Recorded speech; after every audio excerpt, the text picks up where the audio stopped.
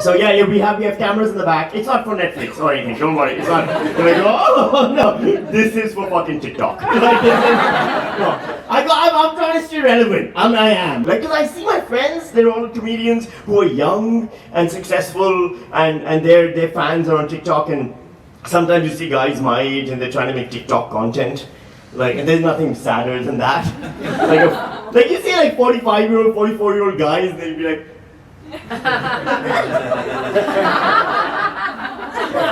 I'm always like, just kill yourself. Like, it is less embarrassing for everyone involved if you just do that.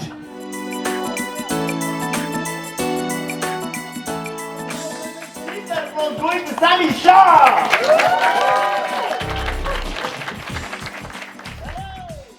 My partner's having a baby. She is, thank you. I know most people are like, we're having a baby. I hate that shit. I don't like it. I don't say that. I feel like it's more appropriate to say, I put it in her. Like, that's the scientifically accurate way. But it's true, she is having a baby and it's mine, and I did that to her. It's interesting though, because this is her first baby, and it's my second child. Because we've been like I'm divorced. Any divorcees in the house tonight? Anyone? Woo! All right, there we go. Look at you, sir. 2? Did you say 2 divorces, or was that just your way of raising your hand? I'm double divorced. That's fine. Don't be ashamed. Any double divorcees in the house tonight? No double, really? Or any single divorcees? Single divorcees, and here you go. All right, shout out. That's awesome. That's excellent. How long ago were you divorced, sir? 17 years ago. 17 years ago, that's awesome. And is this your partner? Is it? I'm just guessing. Yeah. All right. How long have you been together?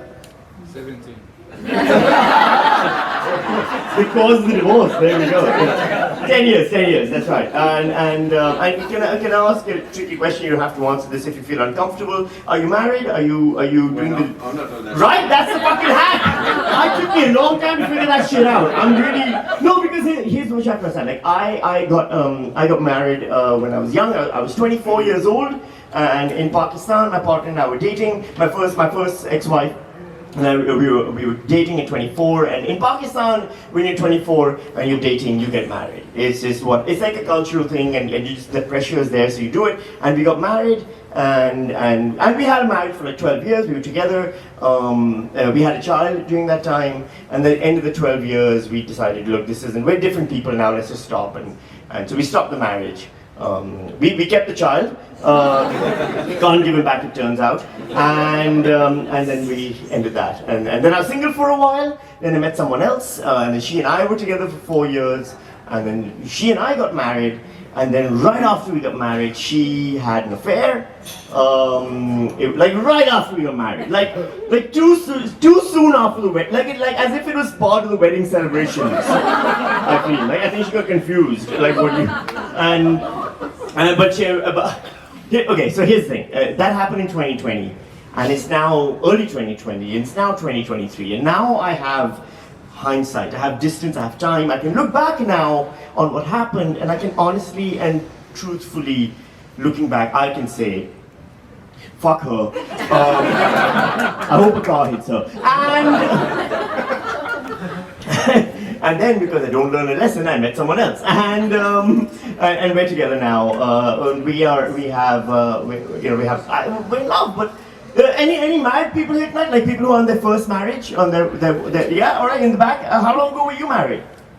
2015. 2015. All right, so that's like 7 years now. Yeah. 8 years. That's some quick math on my part. That's you love each other, I'm sure, right? Yeah, it's still early enough. No, it is, right? Because it's sweet, because I think it'll last, but it won't. It won't. Also, even if it does, I don't respect that. I know a lot. Every night I do this, and sometimes there'll be couples who are like, we've been married for 28 years, and it's like, fuck you. What? Losers. Like you gotta have one divorce, like right? You got divorces are like they're like it's like smoking cigarettes when you're a teenager. It gives you gravel in your throat. It gives you character. You know you need that. You can't just not have a divorce. And I don't respect it. I know. Because I'll tell you why. Because right now the way you say I love you to each other is not true.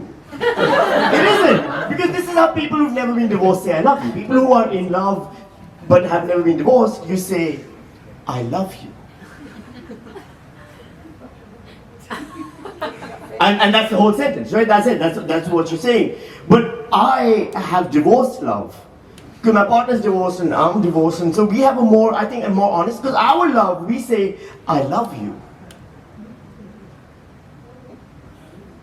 And then one day I will definitely stop. And then I will give you some of your things back. And that is, I think, far more honest. It is more respectable, I think.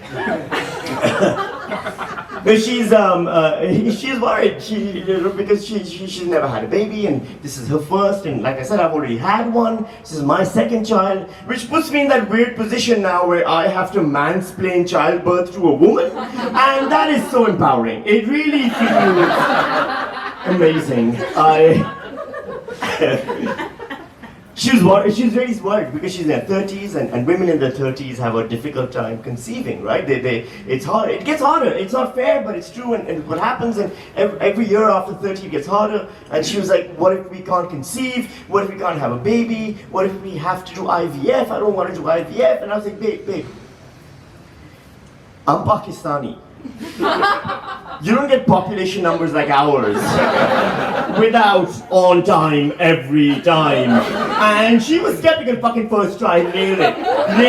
Original recipe right away. Like just no, but like that's why. Like I've got friends who are like doing IVF, and it's difficult, it's scary. They're on that journey, and they're doing the needles in the stomach, and it's hard, and it's so emotionally difficult. Now I always want to tell them, like, what are you doing?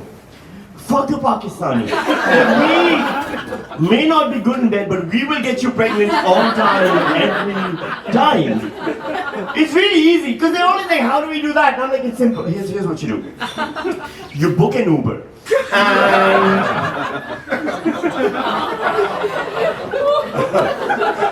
also, by the way, not true anymore. Not true. No, it's things have changed. I think it's the economy. I think the economy is bad because I've noticed this. I've noticed things have changed. I took an Uber to get here. I've never seen this before in my life. I'm not making this up. This is true. I got into the Uber. My Uber driver was white. I've never seen that shit before, ever. I got in, he's like, g'day, and I was like, what the fuck is this? Like, is this a kidnapping? What's happening? Like the whole Uber smelled of milk, and I got angry. I was like, this is 1 star. This is for my ancestors. And I was like, what am I saying? I don't know.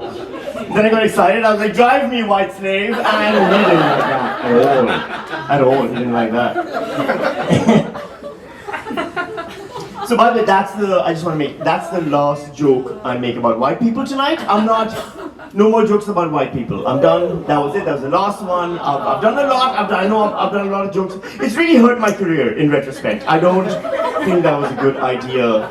Everyone's like, comedy should be about punching up. Not when the up just stays up. They punch down then and you shut the fuck up, is what I am learning. And also all the reviewers are white and the judges. So, I should probably edit that bit out. No, I'm not doing any more jokes about what. Also, because it's too easy. It is too easy now. You can just say anything to a white guy now, and they just take it. Frankly, it's a little embarrassing, right? Like, because it's true, you can go up to a white person now and be like, hey, your food is bland and your grandmother's a racist. And every white guy will be like, yeah, Nan's a cunt. And you're like, dude, stand up for a little bit, come on. I don't respect it, I don't. Honestly, I don't like it. I don't trust it. Because I've lived here 11 years now. I've been in Australia for 11 years. I've lived amongst the whites. And I know your tricksy ways. I know you're up to... Right? Because they're up to something. White people now call each other racist. Like, way more than even we used to. I have white friends and they're like, as a racist. And I was like, I was going to call you that? Like, that's another thing you've taken away from me. Like, that's... You've colonized my hate. Like, how is that fair? You know the ones like the Brunswick, like the woke whites, the Brunswick whites, the ones who wear the always was, always will be t-shirts, but they don't have a single indigenous friend somehow, like those whites, you know, the ones who do too much acknowledgement of country, like too often, Like you can't fuck a Brunswick white without doing acknowledgement of country first, and you gotta have an indigenous elder in the corner doing welcome to country, and the smoke ceremony. It's exhausting. Like, you know, like they've added too many lines to the acknowledgement of country now. Like they used to just be like a beautiful prayer, like the Kulin land of the Wurundjeri people. I liked it, and now white people keep adding lines to it, and like the latest one, like this land was never ceded, right? And I like it when indigenous people say it because it makes sense from their point of view, right? But when white people say it, like it just sounds like you're boasting. Like it sounds like this land was never ceded, and we got it anyway. Like that is, I don't like the vibe. I don't trust it. I don't. No, here's what I think. I think it's another way for white people to feel special. I do. I think that's what white people are doing. They're making themselves feel more special because now they're like, we are the colonizers. Like that's a new thing for white, right? Like, and I don't even like. I've got friends who do that. They'll say it to me, like Brunswick whites, who will be like, as a colonizer. And I'm like, come, like, my grandparents were colonized. I'm from South Asia. My grandparents were colonized. Colonizing is hard fucking work. Colonizing takes like like you are gluten intolerant. Like that makes them look bad that they got colonized by you. Like how dare you do that to their legacy? No. I don't like it. Right? Also, I don't believe it. I don't buy it. I don't believe it. Because I don't think it's true. Here's what I think. I love history. I love studying history. I love reading history. And the long view of humanity is everyone at some point has an ancestor who was a colonizer. Everyone. Black, brown, Asian, doesn't matter. Whatever you are, at some point you have an ancestor who was a colonizer. And the opposite is true as well. At some point, everyone has an ancestor who was a slave. That's true. You can look it up. Like everyone in this room right now has an ancestor who at some point was a slave. Except for the British. Unless you're British, then you know. But that's only, I feel bad for them because it's because they were shit slaves. Because someone must have tried. They must be like, go pick the cotton. And they're like, my skin burns. Can I get SPF 50? And it's like, I can't afford these overheads. I'm not paying for this. You couldn't take them anywhere. They were the worst slaves, right? You couldn't take them to India. They got Delhi belly. You couldn't take them to Indonesia. They got Bali belly. Like you can't. Also, can we stop calling it Bali belly? Like it's not the Balinese's fault. It's your fucking belly that's the problem, right? There's no Balinese people who wake up every day of the year being like, oh, another day of Bali belly. Like it's not. They don't come to Melbourne, have an espresso, and be like, oh shit, Melly belly. Like it's not a thing. It's your belly. Own it.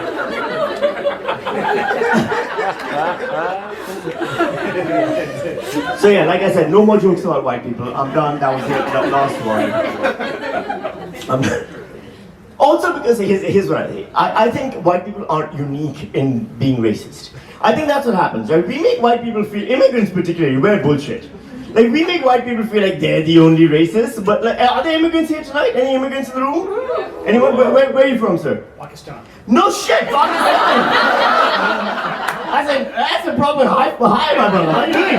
Whereabouts in Pakistan are you from? Yes, where? Karachi. Karachi, like a proper good OG Pakistani. You know, sometimes you have Lahoris, I'm like, fuck off, that's not even a thing. That is, when did you come to Australia? 2004. 2004, and straight to Melbourne? Straight to Melbourne. Alright, and can I ask, what do you do? I'm a financial consultant. You're a financial consultant. That's very Pakistani job. That's great. Your parents are proud. Not like my parents. Your parents are happy. That is. You're leaning forward. I was like, he's going to give me his business card. What a fucking Pakistani thing to do. But, are you Pakistani as well? Yes. Oh, really? Well, and Karachi as well? Yeah. Did you meet here? Did you in Pakistan? And you met here. That's awesome. That's so great. That's exciting. Wait, did you say you were divorced as well? No. Okay, alright, never mind, sorry. I'm putting that on you, sorry. Are your parents still alive? Mother is. Mother is, right? And in Pakistan or here? No, she's in US. She's in the US, alright. And your parents? They're still alive? Okay, so I'm gonna ask you both a question. I want you to be very honest with me right now. Your parents, on a scale of 1 to 10, how racist were they? You hear that pause? You see that fucking pause? That's because they're calculating, can we go to 15? Is that too weird? Like it is, right? It is true. Every night I do this, and every night there's like, it's just, because Because here's the truth of the matter, that we don't tell white people, all of our parents, we're just as racist. Like, all our parents are the Pauline Hansons of racism, which is disrespectful to the work Pauline puts into racism. Like, that is, but it's true, right? Like, we don't acknowledge that. We make white people feel bad. And also, like, things have changed. Things, like, here's how because my whole thing is that white people do racism, but we all do racism, and racism changes over time, and we need to acknowledge that, right? Because you mean 2004, you said you came here? Things have changed, right? Like, it used to be people would come up to you and they'd be like, go back where you fucking came from. And now they come up to you and they're like, oh, where are you from? And we're like, that's the same question. Like, it's a little different. It's a little different, right? I haven't even like, do you know how rare it is to have an actual racist incident now? It's so amazing when it happens. It's actually refreshing. Like, I went to Perth recently and this guy rolled down the window and he was driving past. He's like, curry muncher, and I was like, oh my god! That feels so fun. Like, it just... I do think things that, like, here's what I think. I think we need to acknowledge, because immigrants are a little bit bullshit, right? Because we're like, oh my god, Australia is the worst. And like, why are you here? It's fucking amazing, I'm taking Footscray. Like, that is, we're not honest, right? Like, because it is changing. It's changing. It's getting, sometimes things get better. Like, here's how much things have changed. And you would have noticed this, I'm sure. I don't even get checked at the airport anymore. Do you know how offensive that is to me? Like, I'm a brown man with a beard. You don't think I could take over your fucking plane? How dare you? I don't have plans. I don't... Like, can we stop then with the airport security? If I'm not getting checked, no one should get checked. Like, can we stop like holding up belts and standing in front of an X-ray machine like this? Like, can we... No more. And no one's trying. Al-Qaeda's not trying any more terrorism. There's no more, they've stopped. I checked, I'm on the Substack. I subscribe to the newsletters. They're not doing, also because they did the best terrorism they could hope to do. They did it. They did 9/11. 9/11 was the goat of terrorism. They're not topping 9/11 in Australia, like on a flight to Perth. Are you kidding me? No Al-Qaeda planners are like, and then we take over the plane to Perth. Why? I don't know. I was being silly. Sorry. Like, that is, it's not the thing. It's not. Here's my thing. My point, like, I like talking about race and I like talking about racism stuff because for me, that's an honest conversation. The thing I don't like is when people don't want to talk about race because you can't talk about Australian history and migration. I love migration topics. Like, for me, I'm an immigrant. I love talking about migration. You can't talk about migration without talking about race because Australia's migration history is a racial history. Right? It used to be the biggest community of migrants to Australia was the white people, right? Whites they come from Europe. There were British, there were French, Germans, Italians, Greeks, all of these people would come, right? And they were the biggest first group that came here. And then it changed, it became Asians, right? For a while it became Asians, it became Chinese, Vietnamese, Koreans, and all of that. And now it changed again, like most recently, I don't know if you read the survey, ABS did the census last year, and they said the biggest migrant community now coming to Australia is Indians. Right? Did you read that? That's right. It's Indians. Like, it's true. And that's so fascinating to me. Because I can look at that and I can honestly and truthfully say that is too many fucking Indians, right? Like, that is, and I can say that because I'm Pakistani and we hate Indians. And also I'm Australian, so I'm a racist. And that is nuance there. You know what, the thing is, we're trying to tell people no one should be racist, and I think that's fine, that's good. But it's not realistic. Because A, we don't know what Australia is like without racism. We've never had an Australia without racism. What if that ruins Australia? Like, what if we get rid of racism and then the tap water becomes shit? I can't take that risk. I just got here. Right? I'm not risking that. And also, like, you never meet someone who says they're not racist? Do you really trust them? Like, you know, like you meet them now and then, they'll be like, I'm not racist. Anyone who says they're not racist, that's like a man who says he's a feminist. Like, calm down, Bill Cosby, I know what you're up to. Like, it's not, right? They're like that one family member we all have who always posts Instagram stories about overcoming trauma. And they're the most traumatizing person you know. Like, you know, like the ones who are like, I'm on a journey on the road to life. And you're like, I was broken. And you're like, you ran over me in that journey. Nothing. Like, I don't trust that. But I know we're trying to phase it out. Here, I think we need to phase it out. That's the thing. We're not allowing that. We're saying no one should be racist anymore. You were racist before, now you can never be racist again, and that's hard. You can't quit things cold turkey. You can't, and I know that. I know that's true. I know you can't quit things that are addictive because I'm an IBS survivor. Irritable bowel syndrome. I have fucking every night. Like no one ever goes, oh.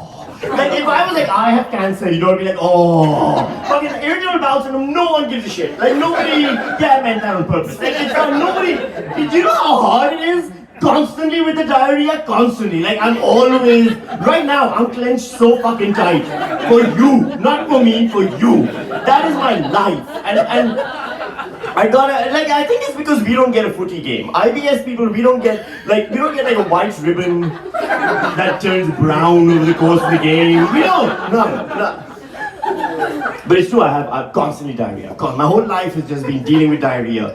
So here's what I do, right? Because I have to fix it. So I went to the doctor and I was like, how do I stop with the diarrhea? I can't. And my doctor was like, just stop having carbs. I was like, fuck off. Like, I can't, how dare you? Like, I can't do that. How do you live without carbs? Like, no pasta? Like, no biryani? Ever? Never? How am I gonna live? But I can't with the diarrhea. So here's what I do. 6 days a week, I have no carbs. None at all. And then on the 7th day, I tell my family to leave the apartment. And I make a giant bowl of pasta, and I make a big plate of biryani, and I put them both together, and I eat the whole fucking thing, and then I just shit myself. I sit just wall to wall diarrhea, like it just flows through me. But it feels amazing because I'm getting it out of my system, and that's good for me, and that's what you have to do with racism.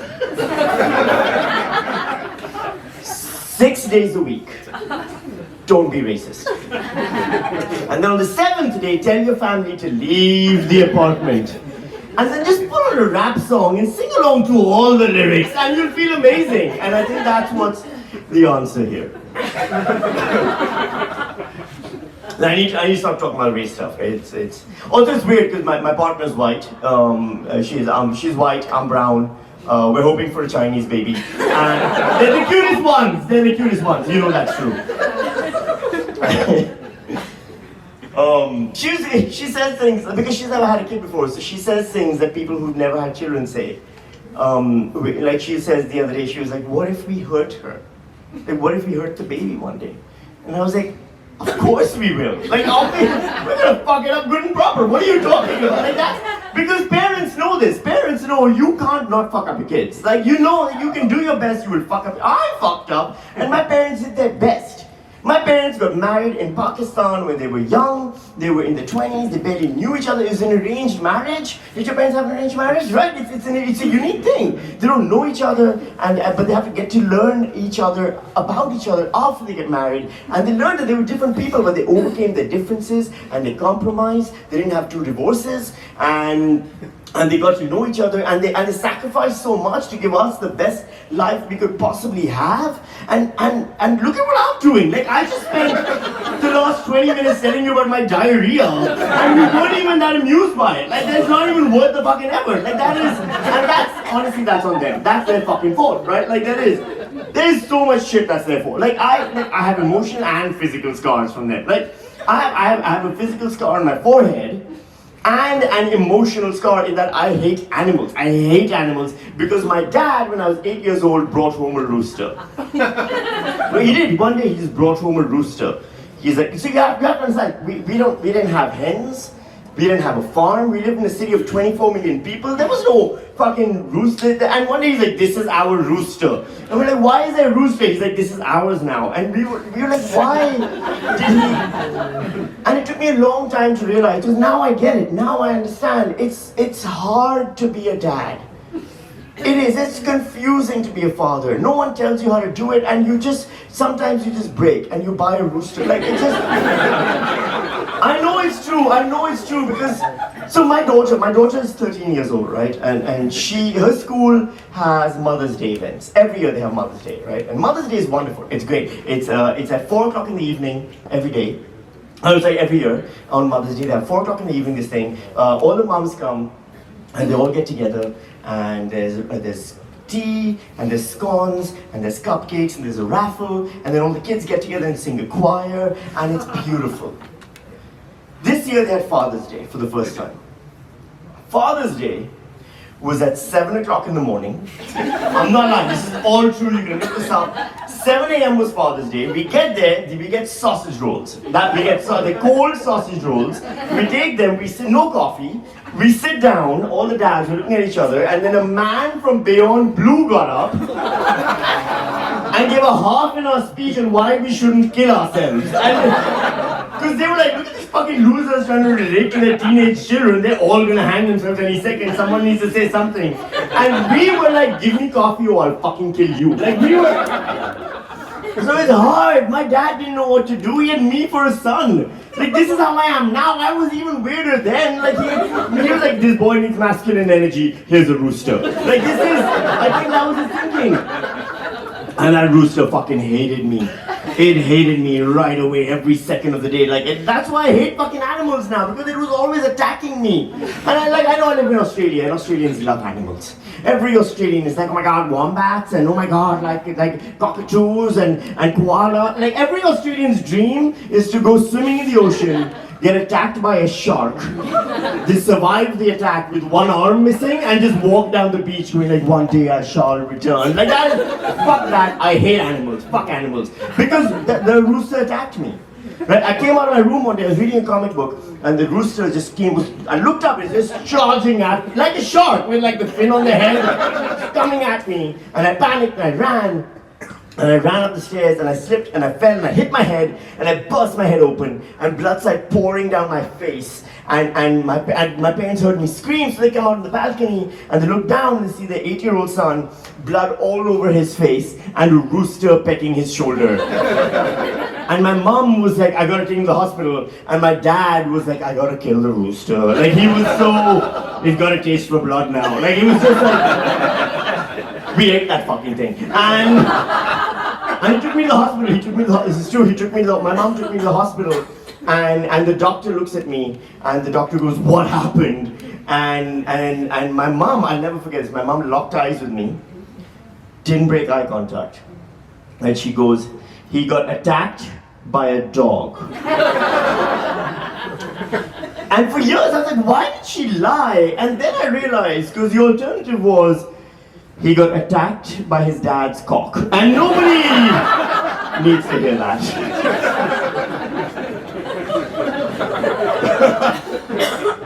So yeah, we're gonna fuck up the kid. Also, it's fine. Like it's weird now. Like things have changed. Like now I've noticed this, right? You tell people you're having a kid and it's a different reaction. Like it used to be, you're like, we're having a baby, and you tell people that, and they'd be like, oh my god, congratulations. But now you tell people and they're like, oh my god, I would never in this economy. Like the way with climate change and I would never have a baby. I'm like, oh yeah, no one in third world countries ever fucking had a baby before because things were bad there. Like that is, it's such a weird thing to say, and I don't even buy it. I don't believe it. I don't buy that things are worse today than they were ever before. I don't believe that. I genuinely don't. And here's what I think. I think there are good times and bad times. And right now in a bad time, there'll be a good time, there'll be a bad time. What happens is people stay the same. And their reactions stay the same. And that's what I think. And I know that's true because like my daughter's 13. And people say things to me, like they're like, aren't you scared about all the porn in the world? Right? There's too much porn in the world now. Like what about the pornification of society? What if she sees all the porn in the world? And I'm like, they're like, what if it fucks her up? I grew up in a time when there was no porn. And it fucked me up. Like there's no, right? It's true, I grew up in the 1980s in Pakistan. We had no porn. Like you would have grown up around the same time. Yeah, like we had no porn in the 70s. I know, sorry. Like I don't know why I tried making you younger. But it's true, we had no porn. Like we had none. We were desperate. The whole country was fucking starving for porn because we had no internet. We had there was nothing. At one point, we sent one ambassador to the West. We're like, go forth and bring us porn. And he went out, he came back with one magazine that the whole country took a day each with. Like we were desperate. This is true. At one point, I was so desperate because we didn't even have sex education, right? Did you have sex education in school? No, right? We didn't, because in Australian schools they have that. In Australian schools, like a van comes to your school, and then a man dressed as Skippy the kangaroo teaches you how to fuck, and I don't know, whatever. There's a giraffe involved somehow, just phallic, and it's weird. We didn't get that. We didn't have any of that. You know what we had? I'll tell you what we had. This is true. In ninth grade, my Islamiyat teacher, my Islamic studies teacher, the Muslim country, my Islamiyat teacher came in, and he stood in front of, because he was like, I gotta say something. And he stood in front of the class, and he goes, sometimes a man falls on a woman, and then she gets pregnant. And then he left the room. And we were like, we have questions. He's like, I'm not answering any of that shit. It was gone. That was it. That's all we knew for years. I was so desperate. I went to the VHS store when I turned, because I'm that old. Like, I went to the VHS store when I turned 13. And I was like, Uncle, can I have a dirty movie? And the guy behind the counter like saw the look in my eyes, and he's like, oh shit, I gotta give him something. So he's like, I'll give you a dirty movie. And he gave me the dirtiest movie he had. I'm not making this up, it's all true, because it had dirty in the title. He gave me Dirty Dancing. And I learned that no one puts baby in a corner. It's the only thing I learned. We were desperate, so I drew porn. I drew it. I knew how to draw, and so did you have Archie and Veronica comics here in Australia? Yeah. Did you? Yeah. I used to draw Archie and Betty and Veronica like having sex, but I didn't even know how they had sex. So I had no porn. So I used to draw Archie and with his penis. I knew that part. And then I asked this friend of mine, this guy Farhan, in school, like, everyone's got that one guy who like knows everything, but he doesn't. I was like, what do women have? And he's like, a hole. So I was like, great. So I swear to God, I drew Betty with just a hole. And I drew Archie's penis good, and fuck it, I'll tell you. At one point, I thought I came up with the idea for blowjobs. I thought I invented blowjobs. Because I drew Archie's penis about to go into Veronica's hole. And then I was like, that's a hole. There are other holes. My mind was blown, as was Archie. And I did so many drawings. Every night I used to stay up late just drawing Archie, Betty, and Veronica doing the most fucked up things. And then I took them to school to give to my friends because I cared. We were all desperate. I was trying to help society, and I took the drawings to school on the same day that somebody stole a scientific calculator from someone else's school bag. It's a true story. And the teacher walks in and she goes, there's been a robbery in school. Everyone empty your school bags right now. And we had to turn our school bags upside down, and all my porn drawings came out, fluttering in the breeze, like smut flakes, really, is what they were. And I got expelled. It's Pakistan, they don't fuck around with that stuff. They're very serious about it. So I got expelled. I tried defending myself. I was like, but Michelangelo drew naked people. And they're like, yeah, but not doing it. And I got expelled. I had to change schools and everything. And that's what happened to me with no porn. So fuck it. It just, everyone gets fucked up. That's my point. And then now there's too much porn. And I know people are right when they say there's too much porn. I know that because everything is porny now. Like, and you notice that because, like that's why I think there's no terrorism anymore. Right? Like, I think that's what happened. I think porn killed terrorism. That's why there's no terror attacks. There used to be terror attacks all the time. You turn on the TV, there'd be terrorists blowing something up. Now you just barely ever hear about it. And I think it's because it's harder to recruit them now without the porn. Like, because with all the porn available, right? Because all the terrorists were my generation. Back in the day, like 9/11 and everything, that was Gen X terrorists, right? Like those are, because my generation, Gen X, we were the last generation without access to internet porn. After that, every generation had internet porn. We were the last ones who, like, there's no millennial or Gen Z terrorists. There's no one who's like, I identify as a terrorist, like my pronouns are jihad. Like that is not a thing, right? It's just, there's no, that's how they used to recruit them. They'd go up to them and they'd be like, if you blow yourself up, you'll get 72 virgins in heaven. And they'd be like, fuck, I'm so desperate. 72? That's a lot. I'm coming. You can't do that now. You go up to them now and you're like, if you blow yourself up, you will get 72 virgins in heaven. And the terrorists will be like, there are 72 horny housewives in my neighborhood right now. Like that is heaven. We can wait. Like doesn't work. I think it's bad. I think it kills productivity all the more. It does. That's why there's no great works of literature anymore. You notice that? There's no great works of, like there used to be amazing works of, like Shakespeare would not have written if he was alive now. Like there wouldn't have been any great works of Shakespeare because there's too much porn. It would have been too distracting, right? Like we would not have gotten Hamlet if Shakespeare had access to incest porn. Okay. That's a great fucking joke. On so many levels. That might be the funniest fucking thing I've ever said. And you gave it nothing. And here's what sucks about it, is I actually dumbed it down for you. I used to say Shakespeare would not have written Othello if he had access to blacks on blondes. And the audience would be like, oh, that's too much. I'm like, I'll make it simpler for them. Fucking Hamlet and incest porn and nothing. Fuck you. I'm doing all the work for you now. And you gotta step up. Look, I'm filming. Come on.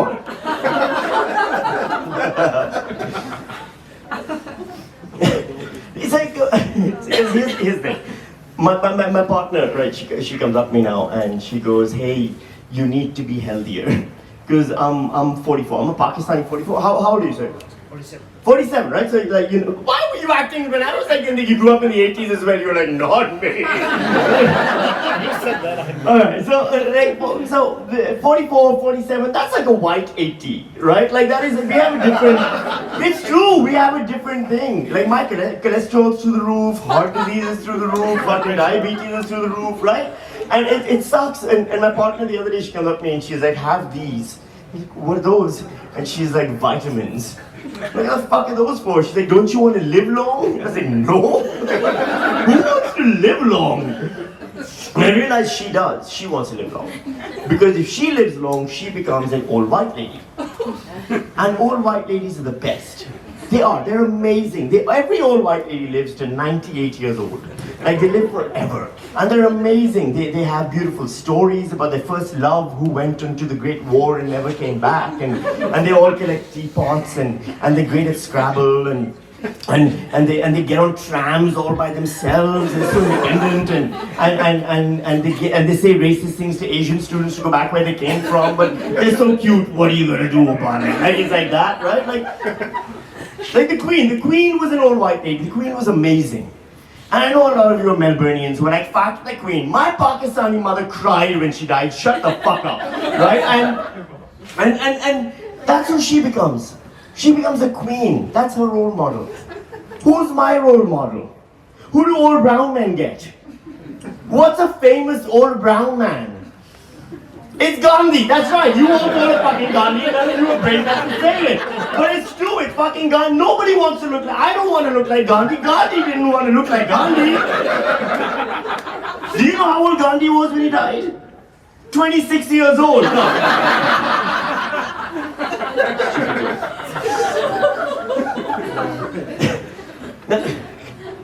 But here's the thing, I actually believe, I don't think people should live as long as they should. I'm against it. I think there's too many people living right now. I don't think people should live as long as they are right now. And I think that's part of the problems we're having, is why everyone's so angry, because there's too many people. It's too crowded, right? There's too many generations at the same time. It didn't used to be this way, by the way. It didn't used to be. There used to be 3 generations at one time. That was it. That was all of humanity. It was 3 generations, right? At one time, all of human history, there'd be the old people who were 55, and then they died because they had lard for breakfast. And then there was the young people who were in their 20s or teens, and they used to have babies, and then they'd go to war, and then half of them would die. And then there were the babies, and half of them would die because they slept wrong or some shit, right? But that was all of human history. If you look it up, that's And it was amazing because we had no lines for anything ever. There were no cues at all. You ever watch like a black and white movie? Like I watched Casablanca recently, and the guy goes into the bar, he's like, hey, can I get a drink? And the guy gives him a drink right away. Like that was the whole, do you know how we live our fucking lives? Like, excuse me, can I, no, I'll wait, it's okay. Like that, how is that a way to live? I don't, because there's too many generations. There's too many fucking generations, right? There's 5 generations right now living simultaneously. There's the young people, of today, which is Gen Z, Gen Z, the Gen Z generation. They're the ones who identify as a meme. Like that's their whole personality. Then there's the millennials. Millennials are the OnlyFans generation, right? They're the first ones to discover that they can just make money showing their buttholes on the internet. Like that is, and it's true. If you know a millennial, you can Google their asshole right now. Just go online. Every millennial read one book, Harry Potter, and now they're showing their asshole on the internet, and they're playing J.K. Rowling for that journey. Like that is every millennial's personality. Then there's my generation, which is Gen X, right? We don't get respect. We don't. Gen X, you're Gen X as well. We were the last generation to get beaten. And that was a good thing. It is, it's true, like Gen X got fucking beaten, and like you have to tell like a millennial or Gen Z like, oh, my parents beat me, you got abused? No, it wasn't fucking abuse, it was a beating, it's different. They used the racket because it was right there, like that's why. Abuse. Like, you know, like, and it's good, it taught us to shut the fuck up. That's why right now the generational wars are going on. You never see a Gen X on Twitter being like, actually I think that we know to shut up, right? Then there's boomers, which are interesting because boomers, everyone hates them now. But they used to be the millennials and Gen Zs of their time. It's true, you can look it up. Boomers were the ones who fought for everything. They fought for equal rights for gay people. They fought for equal rights for women. They fought for equal rights for different people of color. The boomers were the woke people of their time. They fought for so much equality. And then at some point they were like, this was too much equality. I don't have enough things now. And so then they went the other way. And that's what happened to them, right? And that's where it should end. They should be the last, because they're the old ones now. They should be the final generation alive. But even their parents are still alive. That's the weird thing.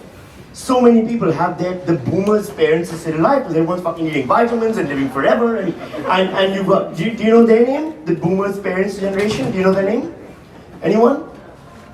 The silent generation. They call that, they call the silent generation. And the reason they call that is because silent is what they have to be in the aged care facility that you stuck them in as you wait for them to die so you can inherit the house. And silent are their screams. And that is and now my kid's coming and my kid's going to be I looked up, there's going to be a whole new generation called Gen Alpha. They started the fucking alphabet again. I can't, there's too many, we gotta kill a few. That's my point, is we gotta. And because what happens is they can't relate to each other. They're all fighting with each other all the time. You notice that? That's why everyone's angry with each other. Because the people from the older generations are saying shit that was woke when they were young, but now it's no longer woke, but they don't know any better. They're just doing the best they can do, and everyone's getting angry at them because they're not as woke as you need to be today. And I know that's true because my mother, I was talking to my mother the other day, right? And my mom, I asked her, I was like, Mom, why didn't you let me learn to play the piano? When I was a kid, I wanted to play the piano. I was like, I would be a great pianist, and my mom didn't let me learn. And I was like, why didn't you let me learn? And my mother said this, she goes, we didn't let you learn to play the piano because we thought you might become gay. Now, you have to understand, my mom is not homophobic.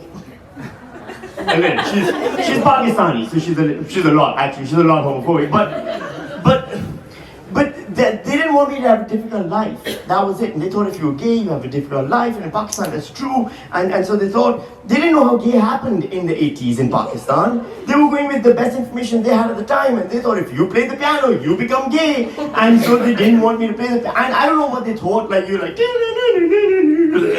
don't know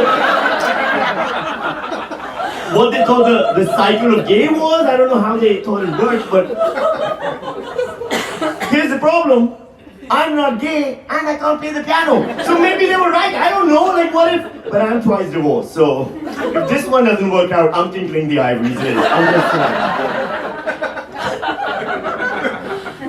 Because here's my concern is, I think, I genuinely believe, like, we shouldn't live as long. I honestly, I don't want to live too long. I don't want to, like, I'm not going to get fucked. I'm going to get cancelled for sure. Look at the things I say. Look at the, I'm 44, these are my opinions now. What happens at 65? Like, it's not good. No one needs to see that. Like, and it's like, I'll tell you another opinion. I hate the environment. Fuck the environment. Everyone's like, let's save the environment. Fuck the environment. I didn't break it, not my fucking problem. Like, how many keep cups do I have to buy? How many? Every time I go to get coffee, I forget my keep cup at home, and the barista looks at me, and I'm like, so I buy another. I have 76 keep cups. What? I have more keep cups than Muslims get virgins in heaven. Like, what happens to my keep cups? Do my kids inherit my keep cups? No. I get buried like Tutankhamun covered in keep cups? No, take it now, pelt a fucking dolphin. I don't give a shit. I don't care. I don't care. Paper straw, I can't have a paper straw, I have to have a metal straw now. I didn't put it up the turtle's nose, it's not my fucking problem. Give me a metal straw. Like, sometimes I just want to die. Like, I just want to, not in a Beyond Blue cut. a little bit in a Beyond. Like, you know, like a quick death, I want a quick death. I'm done with the slow motion bullshit. I want a quick, like, you know, like the dinosaurs got, I want that. I want what the dinosaurs got. But like, you know, like the meteorite that killed them all right away. I want, because there must have been one dinosaur. There must have been one dinosaur who looked up, saw the meteorite coming, and was like, oh, thank God. Now no one needs to know I don't recycle. And that's my energy. My name is Sami Shah. Thank you very much.